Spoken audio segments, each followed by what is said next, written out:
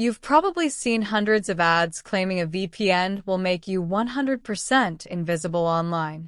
But is that actually true? Or could using the wrong one make your privacy worse? To understand how a VPN protects you, we first have to look at how normal internet browsing works.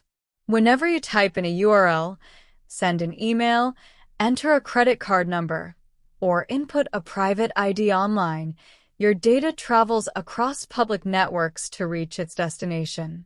Now, imagine you're connected to the open Wi-Fi at a local airport or coffee shop. That network is shared with everyone around you. If a cybercriminal is sitting on that same network, they could set up a fake network, often called an evil twin, or use simple tools to snoop on unencrypted data passing through the air. Without protection, your private details and browsing habits could be exposed to anyone skilled enough to listen in. This is where a virtual private network, or VPN, comes in. When you turn on a VPN, it installs secure software on your device that encrypts all your internet traffic before it ever leaves your phone or laptop. Think of it like putting your data into a locked steel safe inside a private underground tunnel. That encrypted data travels straight to your VPN provider's server. The VPN server unlocks the safe and forwards your request to the website you want to visit. The result? The website only sees the IP address and location of the VPN server, not your real home address or device. And anyone watching your local network, including your coffee shop host or your internet provider, only sees a stream of completely scrambled, unreadable code. Here is the key truth that most VPN commercials will never tell you. A VPN doesn't eliminate the need for trust. It just moves it from one company to another. When you browse without a VPN, you're trusting your internet service provider, like Comcast, AT&T, or Spectrum, not to spy on you, log your activity, or sell your browsing history to advertisers. If you use a work VPN provided by your employer, you're connecting to your company's private network.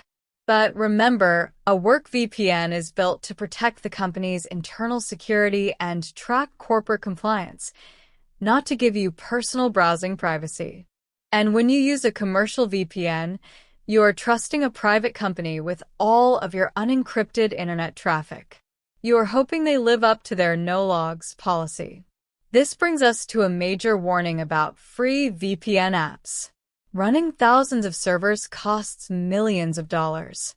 If a VPN app is completely free, they have to pay the bill somehow, and usually that means harvesting your personal browsing habits and selling them to third-party ad networks. On top of that, any VPN server can still be vulnerable to server hacks or legally forced to hand over server logs if targeted by law enforcement. To keep things super practical, let's break down the real pros and cons of using a VPN. Here is what VPNs are great for. First, hiding your real IP address and physical location from websites you visit.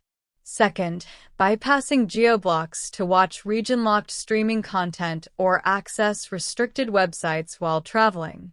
And third, shielding your passwords and sensitive information on unsecured public Wi-Fi networks. Now, here is what VPNs will not fix. First, VPNs do not stop websites from tracking you if you log into accounts like Google or Facebook, or through tracking cookies stored in your browser. Second, a VPN will almost always slow down your internet speed slightly because your traffic has to travel through an extra server destination. And third, a VPN is not an antivirus. It cannot block malicious downloads, phishing emails, or viruses if you click on a bad link. So, do you actually need a VPN?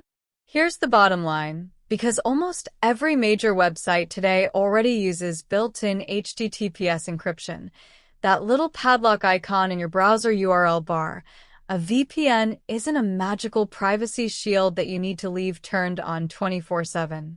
However, whenever you connect to public Wi-Fi at airports, hotels or cafes, or when you want to bypass regional content restrictions, a trustworthy, paid VPN is still an excellent tool to keep in your digital toolkit. If you found this breakdown helpful, hit that like button, subscribe for more simple tech guides, and drop a comment below letting me know if you currently use a VPN. Thanks for watching, and stay safe online.